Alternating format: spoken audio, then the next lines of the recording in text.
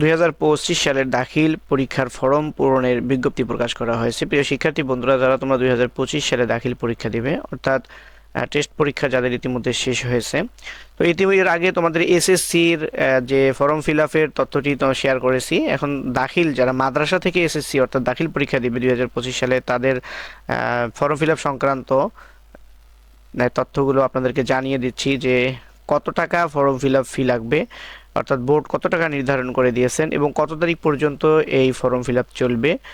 নির্দিষ্ট তারিখের মধ্যে ফর্ম ফিল আপ করতে না পারলে কি করণীয়, তার বিস্তারিত থাকছে আজকের ভিডিওতে। ভিডিওটি স্কিপ না করে শুরু থেকে শেষ পর্যন্ত দেখবেন। তো শিক্ষার্থী বন্ধুরা দেখো তোমরা, এটি 17 নভেম্বর 2024 তারিখে প্রকাশ করা হয়েছে। আর এখানে দেখো প্রতিষ্ঠানের নামে একাধিক ছাত্রছাত্রী থাকতে পারে, সেই ক্ষেত্রে ফর্ম পূরণের সময় তাদের রেজিস্ট্রেশন নম্বর, ছবি, পিতামাতার নাম মিলিয়ে পরীক্ষার্থী শনাক্ত করতে হবে। এগুলো যাক, এটা হলো প্রতিষ্ঠানের ব্যাপার, অবশ্যই তারা এই বিষয়ে সচেষ্ট থাকবে। আর তোমাদের যেটা কত তারিখ থেকে, অর্থাৎ বিলম্ব ফি সহ 11/12/2024 হতে 14/12/24 পর্যন্ত অনলাইনে ফর্ম পূরণ করা যাবে। এটা হলো বিলম্ব ফি সহ। আর বিলম্ব ফি ছাড়া, অর্থাৎ তোমাদের এই যারা ফর্ম ফিল আপ করতে পারবে তাদের যে সম্ভাব্য তালিকা, অর্থাৎ পরীক্ষার্থীদের সম্ভাব্য তালিকা ওয়েবসাইটে প্রকাশ করা হবে 28 নভেম্বরে, অর্থাৎ এই মাসের 28 তারিখে সম্ভাব্য তালিকা ওয়েবসাইটে প্রদর্শিত হবে, অর্থাৎ দেয়া হবে, দেখতে পারবে যে কারা ফর্ম ফিল আপ করতে পারবে। উক্ত ও সম্ভাব্য তালিকা হতে 1/12 অর্থাৎ 1 ডিসেম্বর থেকে 9 ডিসেম্বরের মধ্যে ফর্ম ফিল আপ সম্পন্ন করতে হবে।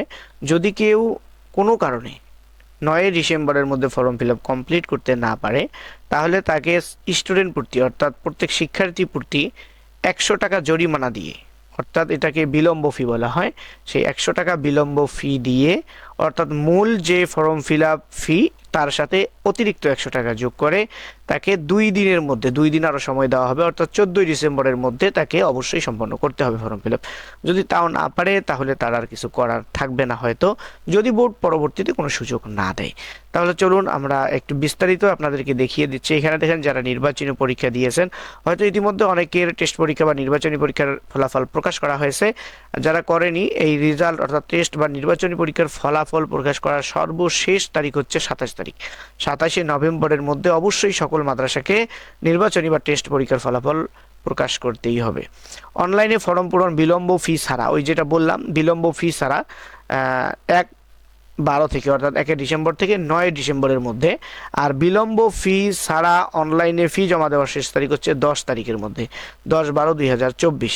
অর্থাৎ এই যে এখানে ফর্ম ফিল আপ করতে হবে আর ফি জমা দেওয়ার সর্বশেষ তারিখ এটা অবশ্যই 9 তারিখের ভিতরে দেওয়াটাই বেটার। যে কোনো কারণে 10 তারিখে দিতে না পারলে সমস্যা, এই কারণে 1 থেকে 9-এর ভিতরে দেওয়াটাই বেটার হবে। আর বিলম্ব ফি সহ অনলাইনে ফর্ম পূরণ হচ্ছে 11 থেকে 14 তারিখ, 11 থেকে 14 তারিখের মধ্যে অনলাইনে ফর্ম পূরণ করতে হবে।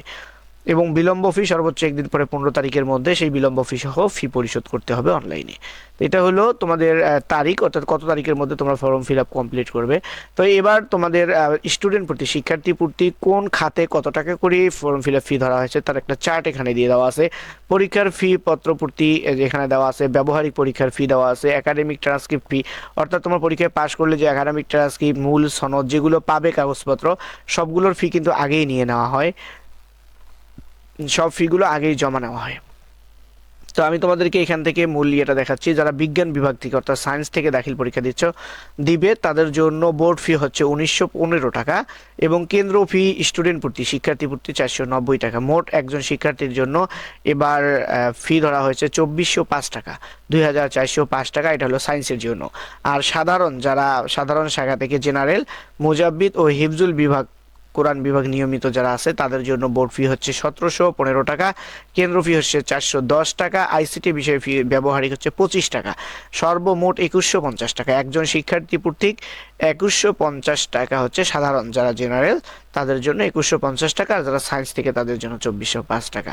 এই হলো তোমাদের বোর্ড নির্ধারিত ফি। এর থেকে অবশ্যই শিক্ষা প্রতিষ্ঠানগুলো কোনো কারণে হয়তো 200-300 টাকা বা 200-100 টাকা বাড়তি ধরতে পারে, কারণ কাজগুলো করতে খরচ হচ্ছে। সেই জন্য যদি 200-100 টাকা বা সামঞ্জস্য সদস্যতার মধ্যে কিছু বাড়তি ধরে সেটা দোষের কিছু নয়, তবে অতিরিক্ত কোনো কিছু করলে সেটা অবশ্যই গ্রহণযোগ্য নয়। আর বিলম্ব ফি 100 টাকা। যদি শিক্ষার্থী ওই যে 9 তারিখের মধ্যে যদি ফর্ম ফিল আপ করতে না পারে, তাহলে শিক্ষার্থী প্রত্যেক 14 তারিখের মধ্যে প্রত্যেক শিক্ষার্থীর সাথে 100 টাকা যোগ করে 2400, বিজ্ঞান বিভাগ থেকে হলে 2400 থেকে 2505 টাকা হবে, আর সাধারণ থেকে হলে 2250 টাকা হবে, যদি বিলম্ব ফি সহ রেজিস্ট্রেশন ফর্ম ফিল আপ করে আর কি।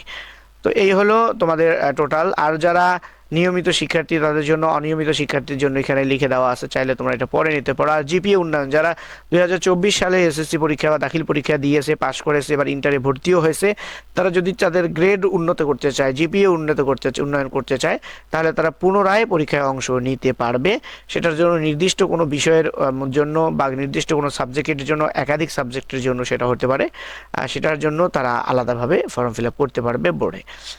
সেটার জন্য প্রতিষ্ঠান প্রধানের সাথে যোগাযোগ করলে কিভাবে করতে হবে তারা নিজেরাই ভালো জানে। আর এখানে বলে দেওয়া আছে অলরেডি, বিস্তারিত পড়তে গেলে সময় লাগবে, তোমরা যদি প্রয়োজন হয় অবশ্যই বিজ্ঞপ্তিটি পড়ে নিবে। তো শিক্ষার্থী বন্ধুরা, এই হলো তোমাদের ফর্ম ফিল আপ সংক্রান্ত যে বিজ্ঞপ্তি, সেটি তোমাদেরকে জানিয়ে দিলাম।